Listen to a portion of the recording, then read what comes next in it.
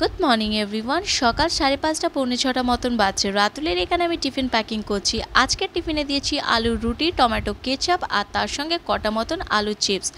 Varieties of tiffin কিন্তু বাচ্চাদের দেওয়া উচিত, যেহেতু ওরা খেতেও শিখবে আর সকলের সঙ্গে বসে বেশ এনজয় করবে। সারাদিন তো অনেকক্ষণ না খেয়ে থাকে, পেটটাও ভরা থাকবে আর একটা হেলদি খাবারও হবে।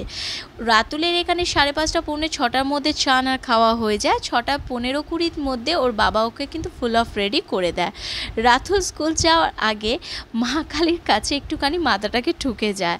রাতুলের সকাল থেকে সব কিছু ভালো থাকে, কিন্তু ওয়েদার কখন চেঞ্জ হয়, যখন ওর ঠিক স্কুল বাসটা ঢুকবে। মাম্মাম সকাল থেকে বলবে আমি স্কুল যাব, যেই বাস ঢুকবে তখনই বলবে মাম্মাম আমি কিন্তু স্কুল যাব না। রাতুল স্কুল আসতে যাওয়ার পর আমি চেষ্টা করি আমার ব্রেকফাস্টটাকে কমপ্লিট করে নেবার, আর তার সঙ্গে ট্রাভেল ব্লগসগুলো দেখে নেওয়ার, যেহেতু আমার ট্রাভেল ব্লগস দেখতে খুব ভালো লাগে। একটা হচ্ছে কৌশিকদার আর একটা হচ্ছে এই দাদার ব্লগস। একটা ভবিষ্যতে আমার ড্রিমস আছে বলতে পারেন, যদি কোনোদিন সময় পাই তাহলে অতি অবশ্যই আপনাদের সঙ্গে কিন্তু ট্রাভেল ব্লগসও আমি শেয়ার করব।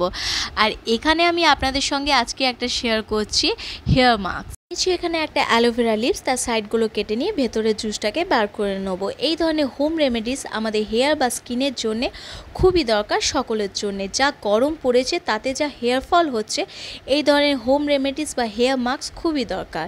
তাতে দিয়েছি 2 চামচের মতন টক দই, 1 চামচের মতন মধু আর 1 চামচের মতন মুলতানি মাটি।